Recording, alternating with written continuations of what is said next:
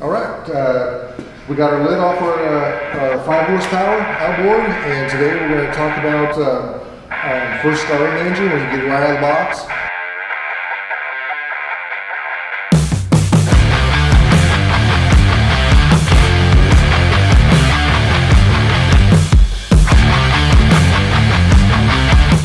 Make sure that you check the oil in it before you start it, so you obviously don't burn it up, and you don't want to start it out of the water. That's a whole nother segment. We'll talk about that later, but it is a water-cooled engine.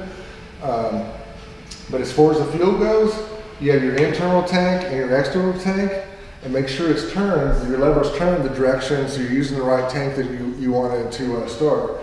So most people are going to use the internal tank, so it wants to be sideways, and of course you want to open up this vent so it gets air so that your motor will run. Now, the other thing you have to do is the lanyard has to go in here. It's an emergency stop switch. And how they work is real simple. You pull them up, and you'll see underneath this red deal right here that has a little lip, and this just sticks up underneath there.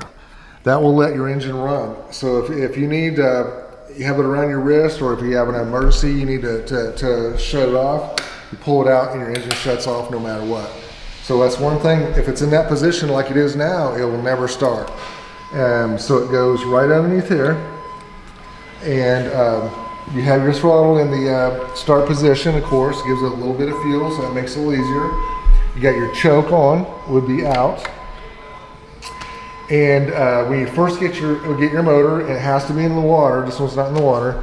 When you go to start it, you want it in neutral because it has a neutral safety lever in there, and what it does is it allows you to pull the engine. So if it's in gear, you can't pull it, and if you yank on it, you could damage something. So make sure this is in neutral and should pull out easy. You're getting ready to start your engine. Now, you've got your fuel in it, you're ready to fire it up for the first time, and you got it in your water. It'll take approximately 25 pulls to get this baby started. And what happens is the fuel has to go right through here, all through the hoses, and fill the carburetor before it will start. So it takes quite a few pulls to do that. Now when you pull it, you take the slack out, and then you pull it. And that will make your starter mechanism last a huge longer time because it won't break the parts in it. It's real hard on it, and you just yank it. You don't want to do that. So the advantages of an external tank would be, of course, you'd have to turn your valve to use your tank, hook your tank back up, and you get that connected. If you have one, if you use it for the first time, if you pump it up, it actually pumps the gas through here, through the pump, and fills up the carburetor, and it's already primed in. So you'll feel it get a little bit of resistance when it's filled up, and then it'll take way less pulls to get it started. It's a real convenient way of starting it for the first time. And once you get, after you get started for the first time, it won't be so hard the second time because it'll be all full of gas and ready to go. And basically that's what you need to start your engine. Like I said, double check, take your oil dipstick out. This is where the dipstick is. And always check it, wipe it off first, stick it back in, check it when the engine's level, and make sure it's in the operating zone. Or if you forget to put oil in there, you will not be happy in about less than a minute. It's very important to have it in water so that way the pump and stuff is down here, and the water will come out right here in the front. You'll see a stream come out of water, and it should be a fairly good stream. And if you do put it in a small container of water, 5-gallon bucket, a trash can, as you're running it, you can put your hand underneath there and make sure that water isn't getting hot.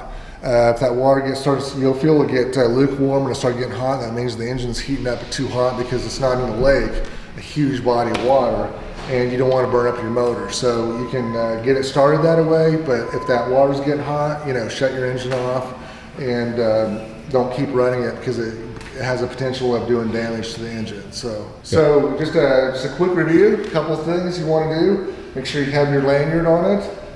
Your vents open, whichever tank you're using. So if you're using the internal tank, that vent's open. If you're using your external tank, that vent will be open on that tank in order for it to run. And then whichever tank you're using, make sure you have your valve so your engine is getting fuel from either your external tank or your internal tank.